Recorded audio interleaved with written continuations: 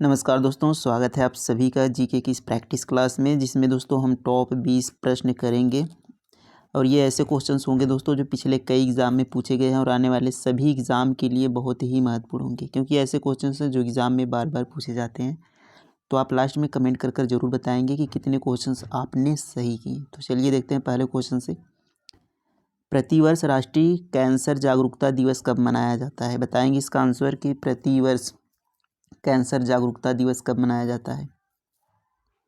तो right answer हो जाएगा दोस्तों ऑप्शन नंबर बी, 7 नवंबर को राष्ट्रीय कैंसर जागरूकता दिवस मनाया जाता है। तो याद रखेंगे 7 नवंबर को, बी वाला करेक्ट आंसर हो जाएगा। नेक्स्ट क्वेश्चन देखें। देखिए अगला प्रश्न है कि भारत में खनिज तेल का उत्पादन सर्वप्रथम प्रारंभ किया गया था, यानी सबसे पहले खनिज तेल का यहाँ पर उत्पादन कहाँ पर हुआ था बताएंगे। तो कहाँ पर हुआ था? ऑप्शन ए इसका करेक्ट हो जाएगा, डिगबोई। डिगबोई कहाँ पर है? आसाम में। तो याद रखेंगे असम के डिगबोई से पहला तेल कुआं यहाँ पर खोदा गया था। तो याद रखेंगे ए वाला क्या हो जाएगा? करेक्ट आंसर हो जाएगा। नेक्स्ट क्वेश्चन देखेंगे। देखिए अगला प्रश्न है, किस बंदरगाह को भारत का प्रवेश द्वार कहा जाता है? बताएंगे किस बंदरगाह को भारत का प्रवेश द्वार कहा जाता है। तो ये हो जाएगा दोस्तों आपका कोलकाता बंदरगाह, बी वाला करेक्ट आंसर हो जाएगा। और इसे क्या कहते हैं? भारत का सबसे पुराना बंदरगाह, वो भी यह कोलकाता बंदरगाह, याद रखेंगे। कांडला कहाँ पर है? ये कांडला बंदरगाह, याद रखेंगे कांडला गुजरात में है। कांडला कहाँ पर है? गुजरात में। कोच्चि आपका केरल में है। कोच्चि कहाँ पर है? केरल में। और मुंबई आपका कहाँ पर? महाराष्ट्र में, याद रखेंगे। नेक्स्ट क्वेश्चन देखें। बताएंगे अगला प्रश्न, भारतीय सुपर कंप्यूटर का नाम क्या है? भारतीय सुपर कंप्यूटर का नाम क्या है बताएंगे। तो परम भारतीय सुपर कंप्यूटर का नाम है, बी वाला क्या हो जाएगा? करेक्ट आंसर हो जाएगा परम। अगला प्रश्न देखें। स्वतंत्र भारत का पहला बजट किसने प्रस्तुत किया? बताएंगे स्वतंत्र भारत का पहला बजट किसने प्रस्तुत किया था? तो ये किया था आपका ऑप्शन नंबर सी, आर के षणमुखम शेट्टी जी द्वारा यहाँ प्रस्तुत किया गया। तो सी वाला क्या हो जाएगा? करेक्ट आंसर हो जाएगा। नेक्स्ट क्वेश्चन देखें। तो यहाँ पर क्वेश्चंस, सोते समय मनुष्य का आरबीसी कितने प्रतिशत, क्वेश्चंस कट गया है, देखें आगे, कितने प्रतिशत कम हो जाता है, यानी सोते समय मनुष्य का आरबीसी जो है कितने प्रतिशत कम हो जाता है। तो यह दोस्तों आपका हो जाएगा 5%, यानी डी वाला क्या हो जाएगा? करेक्ट आंसर हो जाएगा। याद रखेंगे 5%, डी वाला करेक्ट आंसर होगा। देखिए अगला प्रश्न है, भारत का कितना प्रतिशत आबादी कृषि उद्योग पर निर्भर है? बताएंगे भारत का कितना प्रतिशत आबादी कृषि उद्योग पर निर्भर है। तो ये लगभग दोस्तों 58.9%, यानी सी वाला क्या हो जाएगा आपका? करेक्ट आंसर हो जाएगा 58.9% लगभग। नेक्स्ट क्वेश्चन देखें। देखिए बताएंगे नेक्स्ट क्वेश्चन है कि जवाहर सुरंग किस राज्य में है? बताएंगे जवाहर सुरंग किस राज्य में है। तो ये आपका दोस्तों जम्मू कश्मीर, याद रखेंगे सी वाला। जवाहर सुरंग कहाँ पर है? जम्मू कश्मीर में, याद रखेंगे। देखिए अगला प्रश्न है कि पारसी धर्म वालों का पूजा स्थल है। तो जो पारसी धर्म वाले होते हैं उनका पूजा स्थल क्या कहलाता है? तो पारसी धर्म वालों का पूजा स्थल अग्नि मंदिर होता है यहाँ पर, याद रखेंगे। और चर्च किसका होता है? तो ईसाई धर्म, याद रखेंगे। ईसाई धर्म का जो पूजा स्थल होता है उसे चर्च कहा जाता है। पारसी धर्म का जो पूजा स्थल होता है उसे अग्नि मंदिर कहा जाता है। और याद रखेंगे जो बौद्ध धर्म का पूजा स्थल है, किसका? बौद्ध धर्म का। तो बौद्ध धर्म का पूजा स्थल वो है, उसे विहार कहा जाता है, विहार, याद रखेंगे सभी को। अगला प्रश्न देखें। देखिए अगला प्रश्न, बौद्ध धर्म वालों का पूजा स्थल है। तो अभी हमने किया कि बौद्ध धर्म वालों का पूजा स्थल क्या है, तो उसे विहार कहा जाता है। ये वाला क्या हो जाएगा? करेक्ट आंसर हो जाएगा। सिनागाग, याद रखेंगे यहूदी होते हैं ना, उनकी जो पूजा स्थल होती है उसे सिनागाग कहते हैं, यानी सिनेगाग कहते हैं यहूदियों के पूजा स्थल को, याद रखेंगे। यहूदियों के पूजा स्थल को सिनेगाग कहा जाता है। और अग्नि मंदिर अभी हमने पढ़ा, पारसियों के पूजा स्थल को अग्नि मंदिर कहा जाता है। अगला प्रश्न देखें। देखिए सास बहु मंदिर कहाँ स्थित है? बताएंगे सास बहु मंदिर कहाँ पर स्थित है। तो याद रखेंगे ये आपका उदयपुर में है। कहाँ पर? उदयपुर में। और ये कहाँ पर है आपका? राजस्थान में, याद रखेंगे राजस्थान राज्य में है। उदयपुर में आपका सास बहू मंदिर है, इसको याद रखेंगे। देखिए अगला प्रश्न है कि पोंगल किस राज्य का चर्चित पर्व है, बताएंगे। पोंगल किस राज्य का चर्चित पर्व है?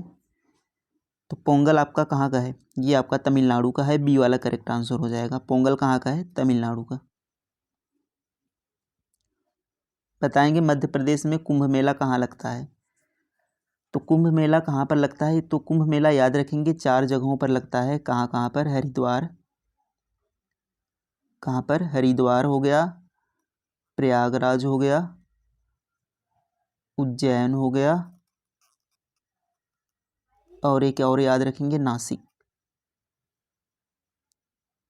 तो इतने जगहों पर क्या लगता है? यहाँ पर कुंभ मेला लगता है। तो ये देखिए इसमें क्या है, इसमें देखिए उज्जैन यहाँ पर दिया गया है, जो कि कहाँ पर है? मध्य प्रदेश में है। तो सी वाला क्या हो जाएगा? करेक्ट आंसर हो जाएगा। और ये 4 जगह आप याद रखेंगे जहाँ जहाँ पर कुंभ मेला लगता है। नेक्स्ट क्वेश्चन बताएंगे WHO का मुख्यालय कहाँ स्थित है? तो आप सभी को पता होगा कि WHO का मुख्यालय कहाँ पर है। ये आपका जेनेवा में है। तो ए वाला करेक्ट आंसर हो जाएगा, जेनेवा। नेक्स्ट क्वेश्चन है नोबेल पुरस्कार, बताएंगे इसका आंसर। नोबेल पुरस्कार पाने वाले पहले भारतीय कौन थे?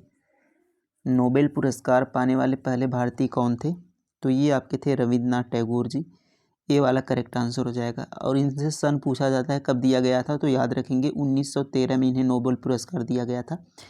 ये भारत के पहले भारतीय हैं जिन्हें नोबेल पुरस्कार दिया गया, और एशिया के भी पहले भारतीय हैं, एशिया के भी पहले व्यक्ति हैं जिन्हें नोबेल पुरस्कार दिया गया था।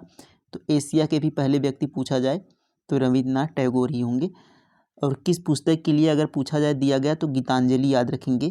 गीतांजलि के लिए इन्हें यहाँ पर नोबेल पुरस्कार दिया गया था। अगला प्रश्न देखें, बताएंगे भारत के कितने राज्यों की सीमा बांग्लादेश से लगती है? भारत के कितने राज्यों की सीमा बांग्लादेश से? तो आप सभी को पता होगा दोस्तों कि बांग्लादेश से भारत की सबसे लंबी सीमा लगती है। कितने की? 4096 किलोमीटर की, 4096 किलोमीटर की। तो कितने राज्य यहाँ पर सीमा लगाते हैं, ये हमसे पूछा गया है। तो एक तो पश्चिम बंगाल हो गया, पश्चिम बंगाल से लगता है, असम से लगता है, मेघालय से लगता है। पश्चिम बंगाल, असम, मेघालय, त्रिपुरा से लगता है, और एक किससे लगता है? मिजोरम से। तो याद रखेंगे एक लगता है आपका मिजोरम से। तो कितने राज्य हो गए? पश्चिम बंगाल, असम, मेघालय, त्रिपुरा, मिजोरम, टोटल 5 राज्य हो गए। तो 5 राज्यों से यहाँ पर सीमा लगती है पश्चिम बंगाल की, यहाँ पर बांग्लादेश की। तो बी वाला करेक्ट आंसर हो जाएगा, 5 यहाँ पर राज्यों से सीमा लगती है। अगला प्रश्न देखें,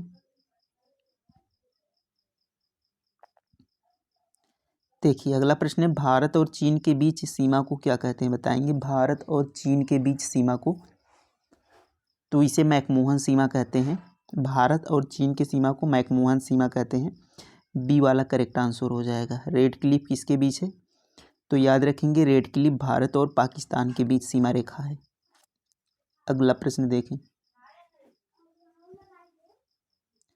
देखिए अगला प्रश्न यहाँ पर है कि जलियांवाला बाग हत्याकांड के जांच के लिए कौन सा आयोग गठित हुआ? तो जलियांवाला बाग हत्याकांड कब हुआ था? 1919 में हुआ था, 13 अप्रैल 1919 को। कौन जिम्मेदार था? याद रखेंगे जनरल डायर द्वारा किया गया था। और कौन सा आयोग उसके गठन हुआ था? तो याद रखेंगे हंटर आयोग का उस समय गठन हुआ था। किसका दोस्तों? हंटर आयोग का। तो यहाँ पर ए वाला आपका राइट आंसर हो जाएगा, हंटर आयोग। ए वाला करेक्ट आंसर हो जाएगा। अगला प्रश्न देखें, लास्ट क्वेश्चन है कि गांधी जी अफ्रीका से भारत कब आए, बताएंगे। गांधी जी अफ्रीका से भारत कब आए थे? तो 1915 में आए थे। ये वाला करेक्ट आंसर हो जाएगा, 1915 में। और 9 जनवरी को आए थे। तो 9 जनवरी को हर साल किस दिवस के रूप में मनाया जाता है, ये आप कमेंट कर बताएंगे कि 9 जनवरी को हर साल कौन सा दिवस के रूप में मनाया जाता है। तो ये हमारे दोस्तों कंप्लीट हो गए हैं 20 क्वेश्चंस। कितने क्वेश्चंस सही किए कमेंट में ज़रूर बताइएगा, और क्लास कैसी आपको लगी। और यहाँ पर आपको ये ज़रूर बताना है कि 9 जनवरी को कौन सा दिवस मनाया जाता है। मिलते हैं नेक्स्ट टेस्ट में, तब तक के लिए थैंक यू, धन्यवाद, जय हिंद।